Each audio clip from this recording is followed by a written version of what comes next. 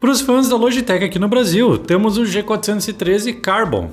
Ele conta com switches Homer G, da própria Logitech, tem keycaps ABS em laser, não double shot, ele conta com somente uma cor, que é o vermelho, e vocês podem adquiri-lo por mais ou menos R$ 460.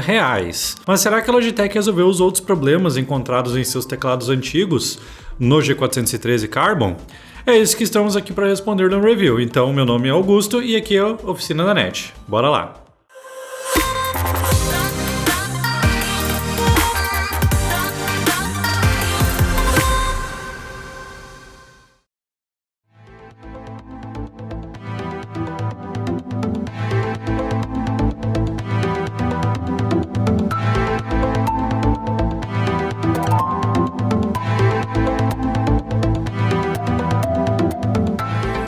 Vamos então começar o review pela parte externa do teclado. Primeiramente eu tenho que dizer que a sua placa superior é em alumínio 5052 e não em plástico como muitos outros teclados.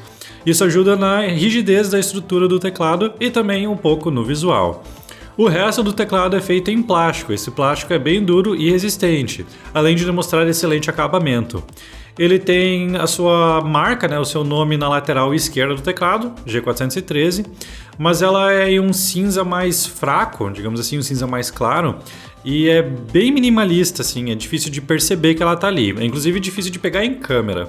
Temos outros detalhes na parte inferior do teclado, afinal o nome dele é G413 Carbon. Então a sua parte inferior tem listras que lembram bastante fibra de carbono. O que eu não entendo é porque a Logitech e outras marcas também não põem mais detalhes com fibra de carbono em produtos que eles chamam de Carbon. Né? Então poderiam, não precisa usar fibra de carbono, mas põe um vinil em volta, vai ficar bem mais legal e vai agregar muito mais ao nome também. Há 5 pés de borracha em sua traseira e isso garante que ele não deslize tanto em sua mesa quanto no mousepad. É possível levantar a traseira também, porém só há um nível de elevação. Os pés que elevam também tem borracha embaixo, então não se preocupem que não vai deslizar. Antes que eu esqueça, ele tem uma entrada USB na traseira, então seu plug do cabo tem 2 saídas USB, uma para o teclado e uma para o hub, digamos assim, USB do teclado. Eles são marcados na própria ponta do USB, então não é difícil de identificar. Falando nisso, o cabo é bem grosso, ele é chato na verdade. Ele está aqui faz um pouco mais de um mês, esse teclado, e até agora o cabo não, digamos, ficou maleável, ele ainda é duro e às vezes atrapalha.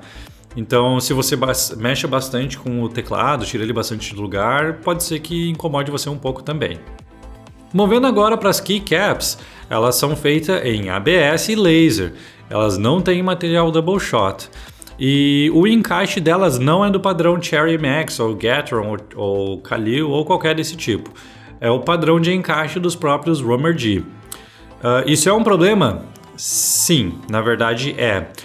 Não por ser um padrão diferente, eu não tenho problema nenhum com isso, mas sim por esse padrão diferente ser extremamente frágil. Não são poucos os relatos de keycaps da Logitech quebrando no uso normal, e isso vem de reviewers e de usuários que compraram o teclado também. Então, as keycaps são o ponto mais fraco em basicamente qualquer teclado Logitech, e o pior de tudo é que você não consegue comprar elas separadamente. Sim, a Logitech cobra elas na garantia, você não precisa se preocupar com isso. Mas caso você queira comprar, digamos, até outra cor, ou ter um par reserva para não ter que ficar sem teclado toda vez que alguma quebra, não é possível. Então isso é uma coisa um pouco chata que a Logitech deveria ter arrumado já, inclusive, porque isso não é de hoje, isso não é desse ano, não é do ano passado, isso faz muitos anos, desde o G710 que acontece. E continuando o assunto das keycaps, vamos falar um pouquinho dos switches também. Em nosso modelo específico, contamos com os Homer G Tactile. Eles têm um pequeno bump no meio do processo de ativação, então eles não são lineares. O seu peso de ativação não é ruim, eu não tive problemas com isso, de fadiga de dedos nem nada do tipo. Isso que eu digito bastante, pois eu tenho que fazer o post escrito também. Mas eles são sim bem mal lubrificados.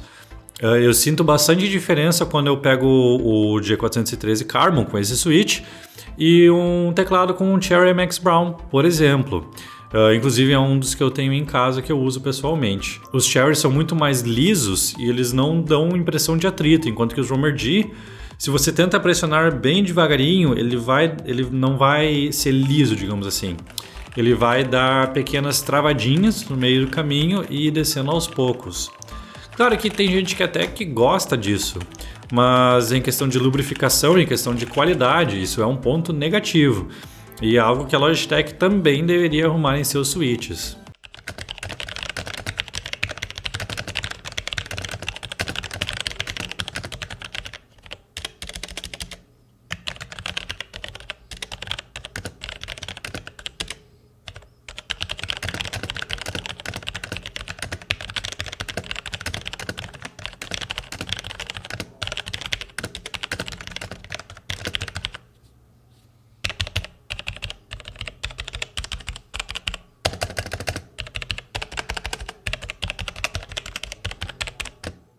Inclusive, são por causa dos switches que as keycaps têm aquele encaixe horrendo. Então, Logitech, fica a dica, arrume o encaixe dos switches ou troquem de marca, peguem Kali ou peguem Gatron ou Gate, sei lá, qualquer nome que vocês acharem que é o certo. Eu sei que eles são mais baratos, mas eles também têm excelente qualidade de construção e com certeza lubrificação muito melhor. Então eles se tornam muito mais confortáveis de digitar. Não me entendo mal, não, isso não quer dizer que o Romer D vai durar pouco tempo. Ao contrário, a Logitech, pelo menos ela diz, que eles são testados para até 80 milhões de cliques. Agora vamos para a parte interna do teclado. Para abrir ele, primeiro tire todas as keycaps. Após isso, vocês têm que tirar os 2 pés de borracha superiores na parte traseira do teclado, pois há um parafuso embaixo de cada um deles. Após isso, vire o teclado novamente e tire apenas 28 parafusos da placa superior. 28. Por que, Logitech? Por quê? Após fazer isso, vocês têm acesso à parte interna do teclado. Lembrem-se que o cabo USB está plugado na PCB por um plug de 4 pinos.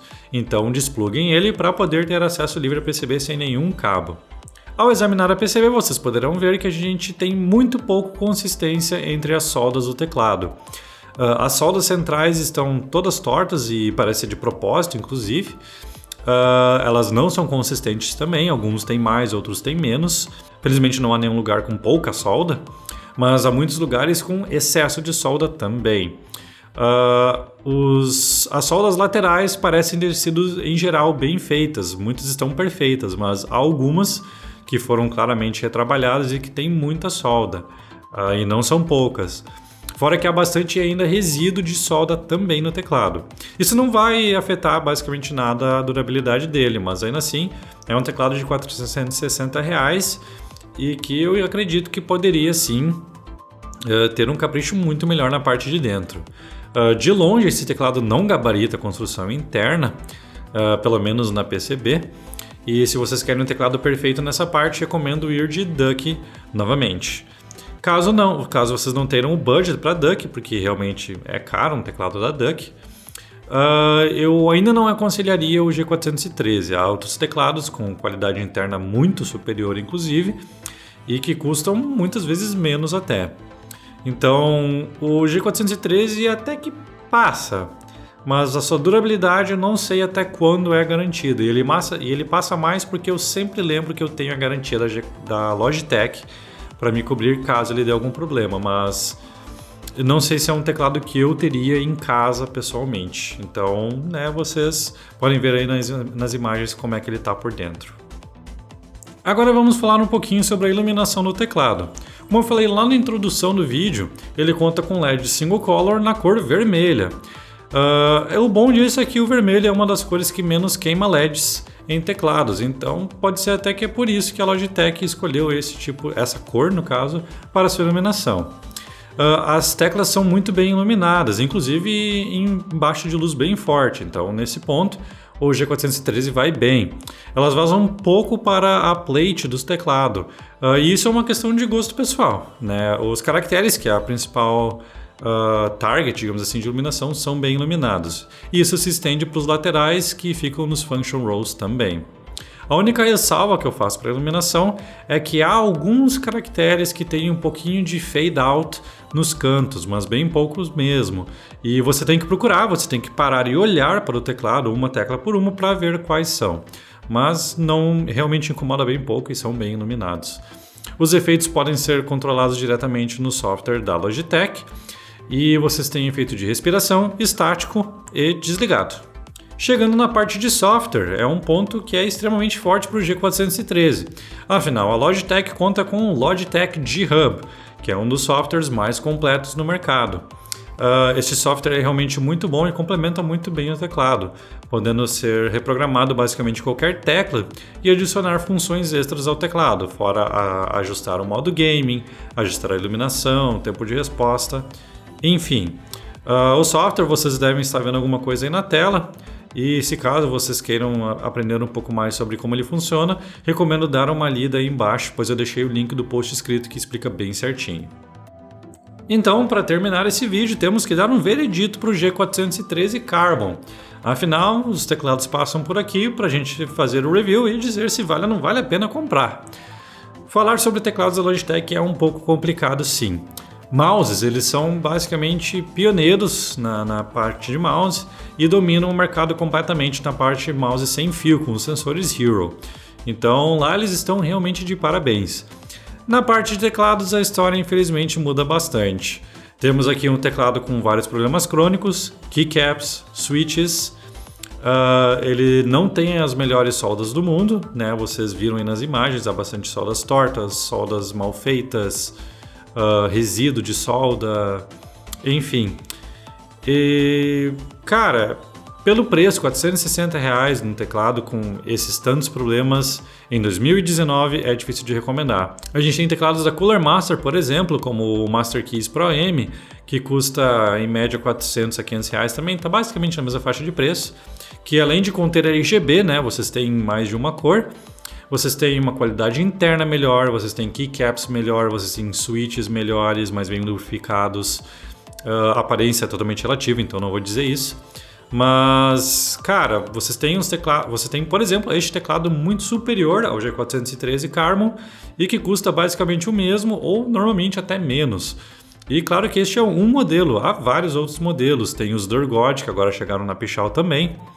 Tem o novo MK350, se eu não me engano, que é da própria Cooler Master também, que é uma boa escolha. Tem teclados da Motospeed, o K96 com switches ópticos por R$270, mais de R$100 de diferença a menos, e é melhor que esse aqui. Então é complicado recomendar o G413 Carbon. Ele é bonito. E como eu sempre falo, ele é tão rígido que provavelmente você pode usar ele como uma arma branca. E no final eu acabo que eu não indico ele, né? Ele tem muitos problemas e não é um bom teclado para comprar nessa faixa de preço. Infelizmente eu não gostaria de fazer isso, mas é o que é, né? A Logitech tem que arrumar esses problemas. E como eu já falei antes, não é de hoje que eles estão presentes em seus teclados. Então, galera, e aí, gostaram do review? Não gostaram do review? O que acharam? Comentem aí embaixo se eu esqueci de alguma coisa também. Estarei respondendo os comentários.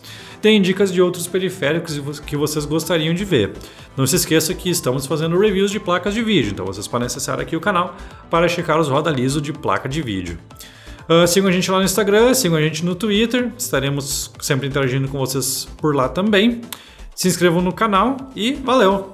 Até a próxima!